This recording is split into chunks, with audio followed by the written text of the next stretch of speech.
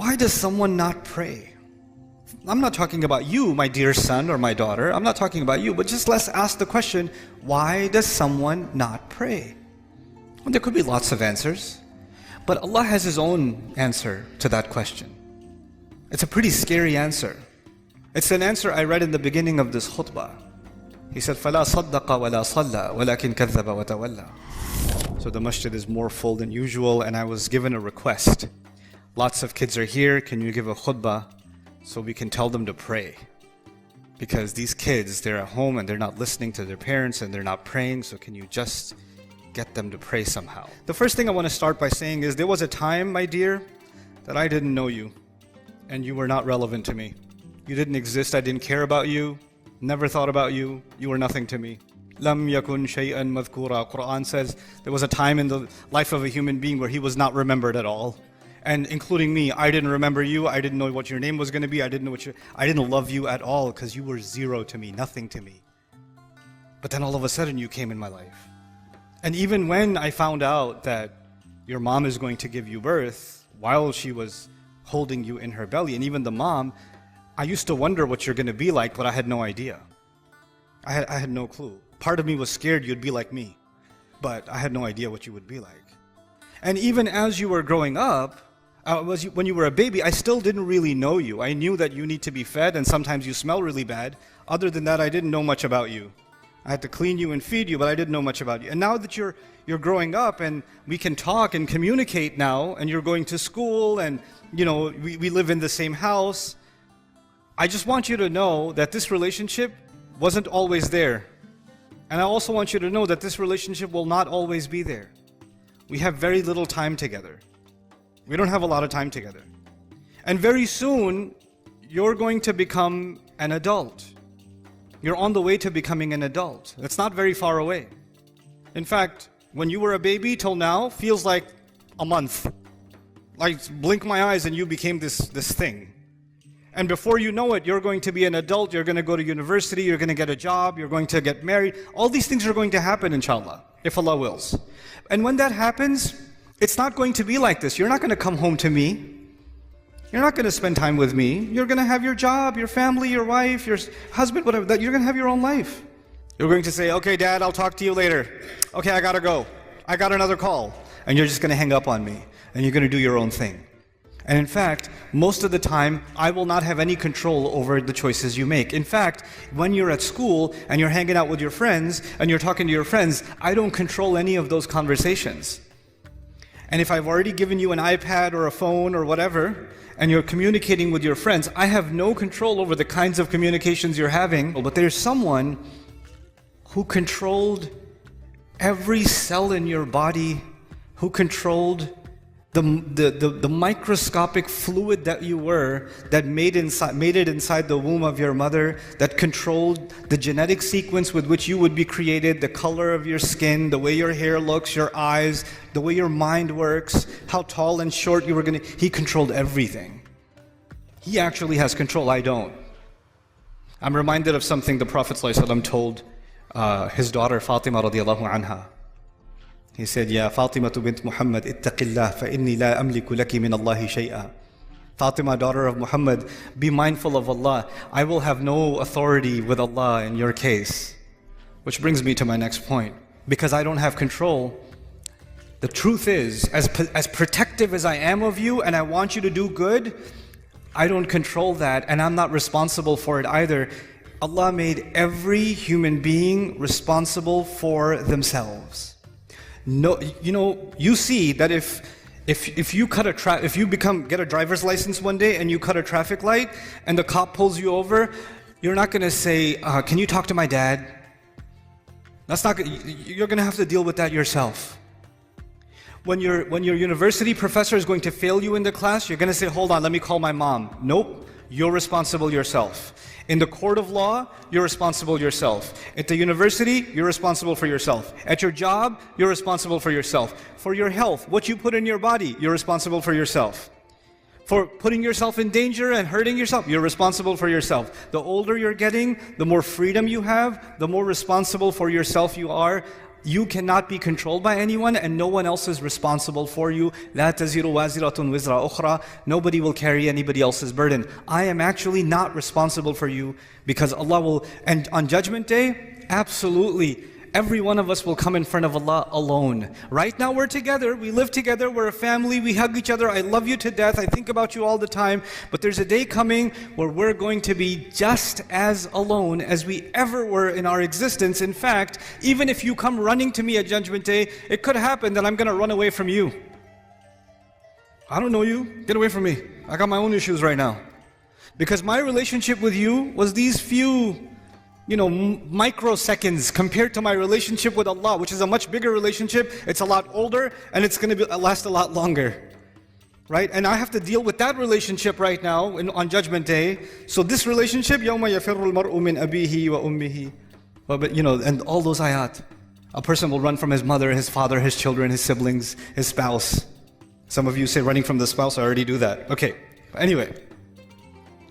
So, the next thing I want you to know is that I need to feel that you respect me. I need to feel that you love me. Just like you need to feel like I care about you. When you love someone, you kind of have some needs from them. You need for me to make sure that the house is taken care of. You need to make sure, my responsibility, you need from me that the electricity bills are paid and the heating is working. And you need for me to make sure that you can get to school. You need to make sure, for me to make sure that you have clothes. Those are my responsibilities. And I need to make sure that I feel some respect from you and regard from you and obedience from you. I get that. But the relationship you have with Allah is different. You have a lot of needs from Him. He has no needs from you. He doesn't need you at all, actually. He doesn't need anyone or anything. And let's just talk about you. When you say, why do I need to pray? Why does Allah need me to pray? Allah doesn't need for you to do anything. It's not about Him at all.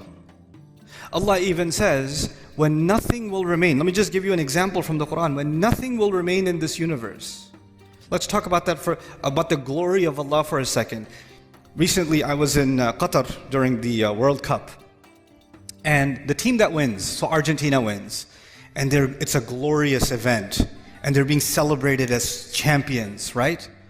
But imagine if and the athlete was being celebrated, but there was no crowd, no cameras, no stadium, nothing. A guy lives on his own on an island, and he kicks a ball into a goal and says, "Glory!" and nobody's there. That sounds psychotic, doesn't it? To have glory, you need to have an audience. To be acknowledged, you need to have people around, somebody to be acknowledged. To have praise, to have appreciation, you can't have appreciation by yourself. You got to have someone doing it for you. But Allah says, كُلُّ مَنْ عَلَيْهَا فَانٍ وَيَبْقَى وَجْهُ رَبِّكَ ذُو الْجَلَالِ وَالْإِكْرَامِ. He says, everything will stop existing on this earth, and yet the face of your Rabb will remain, and it will still possess glory. Allah is the only one who is glorious even when there's no one glorifying Him. Only one. Anybody else needs somebody else to do it. So Allah does not need my prayers. Allah doesn't need me to eat halal chicken. Allah doesn't need me to not say bad. He doesn't need any of that from me. So just get that thought out of your head that somehow you're doing anybody a favor. Allah even says, يَمُنُّونَ عَلَيْكَ أَنْ أَسْلَمُوا. They think they're doing you a favor by accepting Islam. You know? Allah said, لَا تَمُنُّوا عَلَيَّ إِسْلَامَكُمْ. Don't tell me that you're doing me a favor with your Islam. بَلِ اللَّهُ يَمُنُّ عَلَيْكُمْ. Allah is the one doing you a favor. Now, the next thing. Why does someone not pray? I'm not talking about you, my dear son or my daughter. I'm not talking about you, but just let's ask the question, why does someone not pray? Well, there could be lots of answers, but Allah has His own answer to that question. It's a pretty scary answer. It's an answer I read in the beginning of this khutbah. He said, فَلَا صَدَّقَ وَلَا صَلَّى وَلَكِنْ كَذَّبَ وَتَوَلَّى. He didn't actually accept the truth, and nor did he pray. Allah says, He was talking about disbelievers, and He said two things. They didn't accept it, this person doesn't accept the truth, and he doesn't pray. Interesting. So, if you say, if he didn't accept the truth, I would expect him to say, La saddaqa wa la amana. Right? But he says, La salla. What that means is, something is missing in you accepting the truth about Allah. No, the child says, I believe in Allah, I'm Muslim. Yeah, you're Muslim here, you're Muslim in your head, but this truth isn't just for your head, this truth is also for your heart. Something is, you're not feeling how true this is yet. You're not feeling how serious this is yet. You don't realize what it is. Sometimes you know something, but you don't think about it. It's true. You know something, you don't think about it. And so, because that's missing, that's why it becomes easy for me to miss prayer sometimes and you to miss prayer sometimes. That will happen because our heart becomes a little distracted. And that truth of this deen, the truth of who Allah is, that truth goes in a shelf in the back of our mind and we get distracted and don't think about it. That's what Allah is saying. So, Allah doesn't need you to pray. And even if you prayed because I'm telling you to, what are you going to do? I'm praying for, how are you going to make the intention? I'm praying 4 rak'ah because my dad won't get off my case. Allahu Akbar. Allah even told us, the Prophet told us, actions have no value unless they have the right intentions. إِنَّمَا الْأَعْمَالُ بِالنِّيَّاتِ. Actions have no, so even if you did this action, but your intention was, I'm annoying, that's your intention, then it benefits me in no way and it will benefit you in no way. The only one that can benefit from your actual sincere prayer is you. Now, okay, fine. That's the answer to the question, why would someone not pray? 2 more things to talk to you about. One of them is, what's the purpose of praying? Like, what's the point? Because you might think the purpose of praying is so you don't burn in hell. The purpose of prayer is because if you don't pray, Allah is going to hate you. The purpose of prayer is if you don't pray, you're just going to get punished. Or you won't even be a Muslim anymore. The angels will curse you and all this negative stuff. Allah didn't mention those purposes. The purpose of prayer is not to get away from something negative. The purpose of prayer is to run towards something positive. That's the purpose of prayer. Do you know the difference between the student who's studying so they don't fail and the student who's studying because they love the subject? One student is studying because of something positive. The other student is studying because they're trying to escape something negative. An employee who loves their work and an employee who just doesn't want to get fired. They're doing the same exact job. But one of them is so happy, so filled with joy, and one of them is so depressed and so miserable. Why? Because one of them is doing this to escape something negative, and the other one is doing it to go towards something positive. Allah in the Qur'an, when He told me about the prayer and why we should pray, what's the point of the prayer? He said, He told Musa alayhi salam this when he met him. He said, أَقِمِ الصَّلَاةَ لِذِكْرِ. Is make sure you maintain the prayer so that you can remember me. Maintain the prayer so you can remember me. I told you already, my relationship with you is very limited. But your relationship with Allah started a long time before you even came in this world. And your relationship will continue with Him a long time after you even leave this world. And that relationship is worth remembering because every good thing that comes to you comes from that relationship. Some good things come because I'm your dad. Some good things, but all the good things that come to you only come to you because of that relationship. So if you want all the positive things to stay in your life, you must remember where all of the khair comes from, all of the ni'mah comes from, all of the rizq comes from, all of the guidance comes from. So Allah says the best way you can remember that is that you remember Allah by prayer. The best way to remember Allah is the prayer. أَقِمِ الصَّلَاةَ لِذِكْرِ. That's why you should pray. And finally, okay, that's why you should do it. But just because you're doing it for the right reasons, that's not Allah. Allah says that's not enough. There's some benefits too.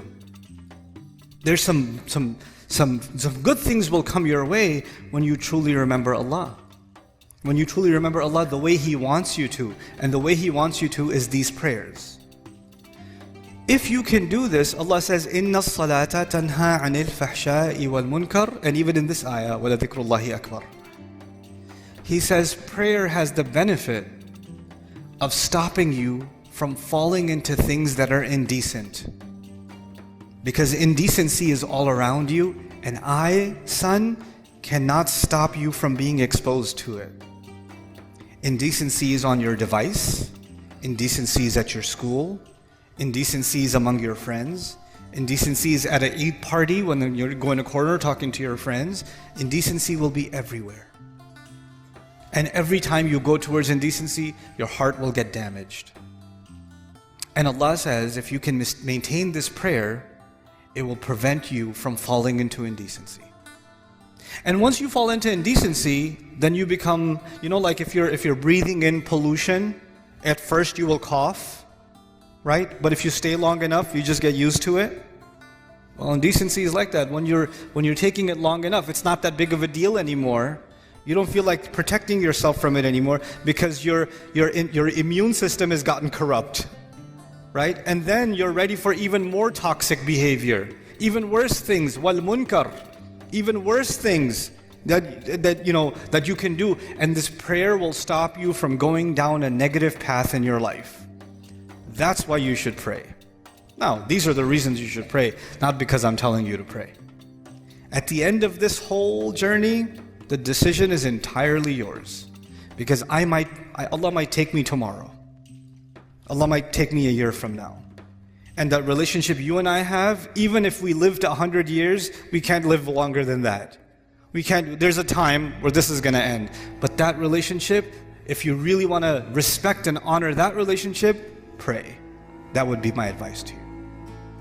I hope you guys enjoyed that video clip. My team and I have been working tirelessly to try to create as many resources for Muslims to give them first steps in understanding the Qur'an all the way to the point where they can have a deep, profound understanding of the Qur'an. We are students of the Qur'an ourselves, and we want you to be students of the Qur'an alongside us. Join us for this journey.